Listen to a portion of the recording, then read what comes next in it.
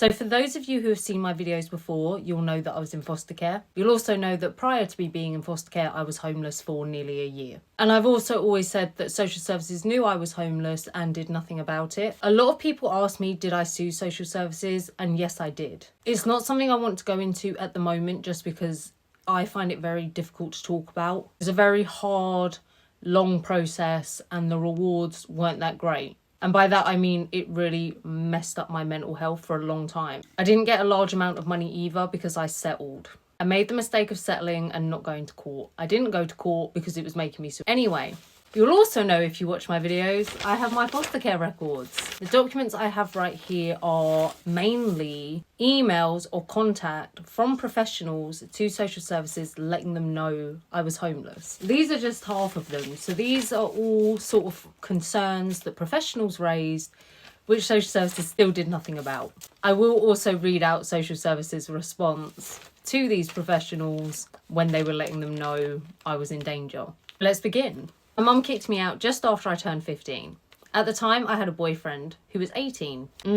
So I moved in with him and his family. My mum was the type of lady that didn't want me living with her, but she did want me in care. My mum did not want me on the street. Not enough to, have me back home, but anyway, when she found out my boyfriend was 18, and when other professionals found out my boyfriend was 18, they all wrote to social services. This is the social worker's response after people wrote about their concerns. We'll call the guy Ethan. This is my advice. If Lauren is living with Ethan and his parents, and the parents are allowing Lauren to sleep in Ethan's bedroom, then they are party and accountable for allowing Lauren to have underage sex.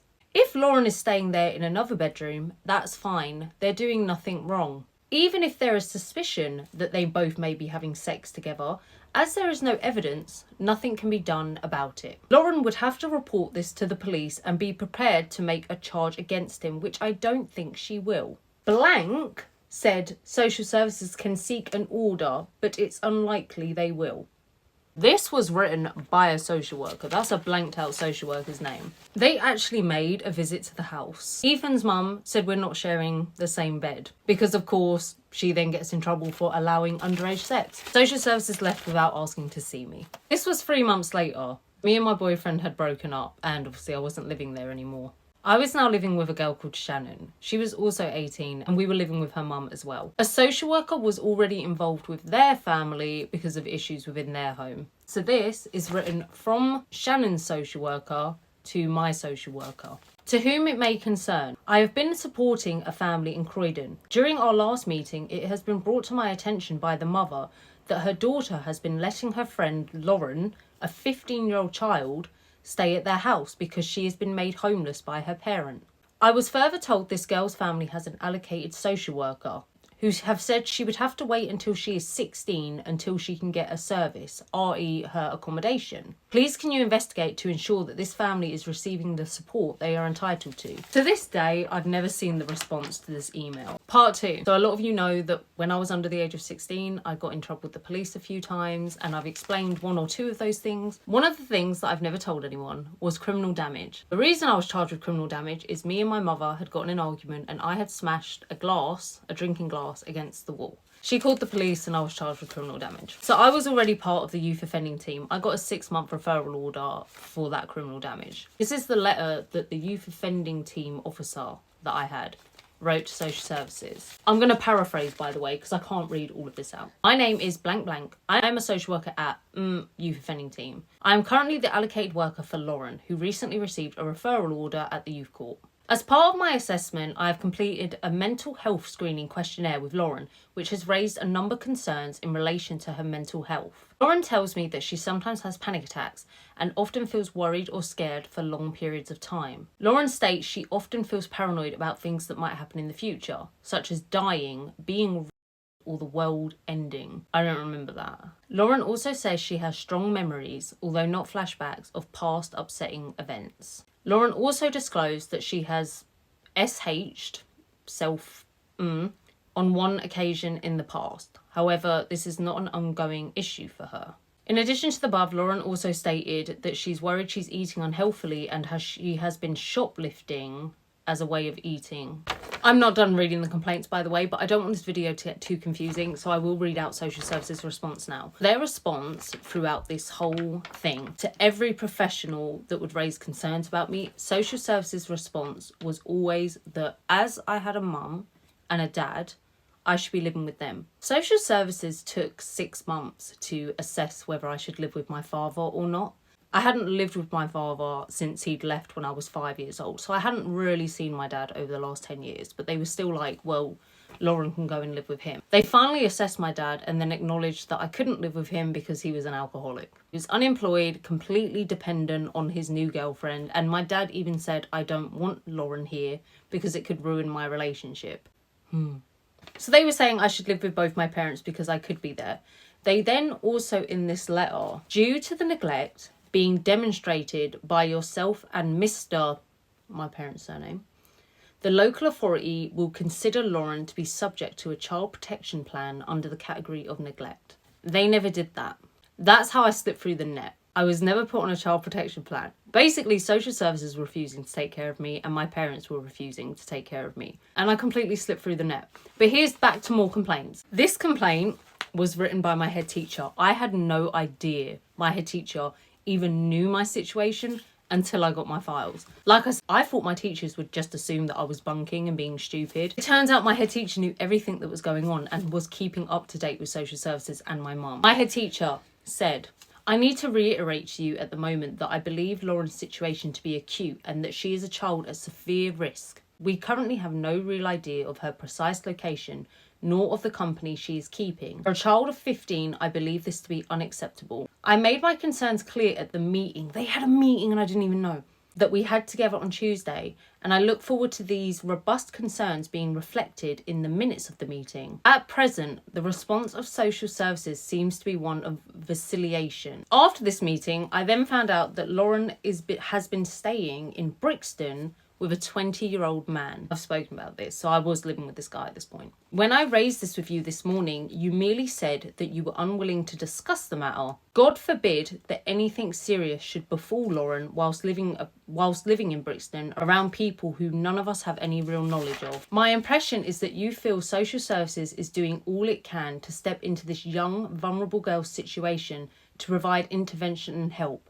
Unfortunately, the intervention which has so far been attempted has been painfully ineffective. What will it take for this pattern of intervention to step up a notch? I would appreciate your manager's email address so that I can share my concerns with him also. Go ahead, teacher. So this one is a police report. I was living with Shannon at the time, the 18-year-old who was also involved with social services. This is from the police. Lauren was in possession of a can of beer. I'm still 15. I smelt intoxication liquor on her breath. Lauren was tipsy. She was asked what she was doing outside in the middle of Croydon at 11:15 p.m. She said she was just hanging out with some mates. Asked if her parents were aware and okay with her being out late at night, Lauren replied, I do not live with my parents. I am living with my temporary foster parents. So that was a joke between me and Shannon. When Shannon took me in, Shannon said, I'm now your foster mum. Because social services were still refusing to put me in care, so we would say Shannon is my foster parent. So yeah, I do not live with my parents. I am living with my temporary foster parents. Lauren was seen to be with a large group of youths. Officer, says their number, found more alcohol hidden under the benches. The area is known for violence, and at that instance, a dispute did break out at the location. The area was then dispersed and the subject went on her way home. I am worried that her temporary foster parents are not looking after her properly as she was out late night drinking. 2 days later, they wrote an update. So he'd obviously researched my name. Home address on the system is mother's address and not foster parents. There are no reports on the system that Lauren has ever been in foster care. The thing is, I don't even think me saying, oh, I'm homeless would have made much a difference. And I'll tell you why in a minute. This one's horrible. This one I struggle to read, but I will read it. This is a phone call from a senior social worker. So not my actual social worker, it was her manager. I told Lauren that I had some news that she would find difficult to hear, so this was over the phone. I told her that it had been decided at a panel meeting today that social services would not be accommodating Lauren into foster care. Lauren asked why. At this point, I was sleeping on buses and in car parks. So this was after I stopped living with Shannon, but before I lived with the 20-year-old. Lauren asked why. I explained the reasons that were given. Lauren said she didn't have anywhere to go and that no one could look after her. I suggested that she could live with her father. Lauren said that she was not talking to her father, that he didn't want her to live there and she didn't want to live there and that I could not force her. I told Lauren that I would put everything she said in the case notes. Lauren said, "You're all shit," and put the phone down. This is another one written from my youth offending team worker, and she wrote this to my social worker. "I know we spoke about this on the phone a couple of days ago. However, I'm really concerned about how the decision below has been reached, so them not putting me in care. I do not understand how Lauren can be classed as having run away or is missing from home when she does not have a home to run away or be missing from. If Lauren's parents were offering her accommodation and she was choosing not to live there, then this guidance would fit. However, I think it has been made clear by both her parents that neither of them are willing to accommodate their child. Lauren's situation is clearly causing a lot of concern to many professionals, not only in Sutton, but indeed in Croydon, where a family have reported to the service that she stays with them. I'm also aware that Blank, the psychologist at the youth offending team, has written a detailed letter outlining her concerns about the detrimental effect Lauren's lack of stable accommodation is likely to have. I would echo all these concerns, but particularly highlight from a youth offending team perspective that Lauren is at an increased risk of re-offending whilst she remains homeless." So I started to live with the 20-year-old man, and like I said, I think I had mummy. I can only describe them as mummy issues. Sometimes I wouldn't want to talk to my mum and sometimes I did. So this was when I had spoken to my mum on the phone, and I know it's really complicated. Like, this is a woman who kicked me out, and I know lots of people will be like, well, why did you want to talk to her after she kicked you out? It's so complicated. I will go into it one day, but like, this video isn't the place. So this is a case note that my social worker wrote down. "Lauren's mother has contacted me this morning to inform me that Lauren has given her more information in relation to why she has been staying so much in Brixton. Lauren has apparently been staying with a 20-year-old man called aka and they have been having unprotected sex. Lauren gave this information to her mother in confidence, but rightly so, her mother felt that she needed to pass it on to someone." And this is a report. So when social services said they wouldn't put me in care, they allocated me a missing and runaways worker, which, you know, as the youth offending team acknowledged, I wasn't a runaway. By the way, this woman who I'm reading out with, she is still in my life to this day. We stayed in touch all these years. She is one of the best people I know. But anyway, this is what she wrote. "I met Lauren on the high street in Wallington. Lauren was dressed in a t-shirt and a thin jumper, and it was obvious that she was cold. Her hygiene was poor, having dirty and ripped clothes. It was also clear that she hadn't showered in a while. I was homeless, so. It was also clear that she had not been able to brush her teeth in a while." This is so embarrassing to read. "She told me that it was unlikely that she would go back to live with her mother because her mother does not want her. She said she wanted to be in foster care so that she could continue to go to school. Lauren reported that in the last 3 months, she has been sleeping at friends' houses or her boyfriend's in Brixton. She says she finds it hard to get into school because she moves around so much and no longer has school uniform. Lauren was telling me that she did not have money to buy food and she was stealing food and drinks from the shops to survive. As Lauren was leaving, I asked her what she was going to do. Lauren said that she was going to meet some friends in Croydon and try to find a place to stay for the night." The next video I make, which I will make as another part but is a whole separate story, is going back to my point that the police also knew I was homeless and didn't do anything about it. As a result of this, I got banned from every Sainsbury's in the UK. I've been to Sainsbury's loads of times since. If you are still here after watching all those parts that I've put up, like the documents I was reading, congratulations. Because it's been long. Let's go straight into it. How I was banned from every Sainsbury's in the UK. I didn't have money for food, so I used to always steal food. Of course, I felt slightly bad about stealing. It didn't make me feel good, but I saw it very much as, if I don't steal, I don't eat. I'd been caught once before and given a warning and just sent away. There was no police involvement. The second time I got caught shoplifting, there was involvement. So how I got caught, listen, I was a good little shoplifter. I'm not proud of it, but I was good. And I don't know if people know, but like food, alarms don't go off. When you steal food, the alarms don't go off. I'm not encouraging people to steal. Don't steal. But I'm saying this is why I always got away with shoplifting. I could hide it well and the alarms didn't go off. But one day I got cocky. I'm a big fan of reading. I love books. I always have. And I got cocky and decided to steal a book from a Sainsbury's. So I had like this rucksack. It was a massive rucksack. And all that was in my rucksack were clothes. Because I didn't have a house I could leave them in. So I had to carry what little clothes I had. I had to carry them everywhere. And I'd put all this food in the bag. And then I was like, yeah, I want to take a book too. So I took like this crime book. I think it was a Peter James book. So I'm going to blame him for this. So I put this Peter James book in my bag. I didn't realise the security guard was already watching me. She later told me, right, wait, let me tell you how she caught me. She chased me. I left the shop. And as soon as I went through the barriers, the alarms went off.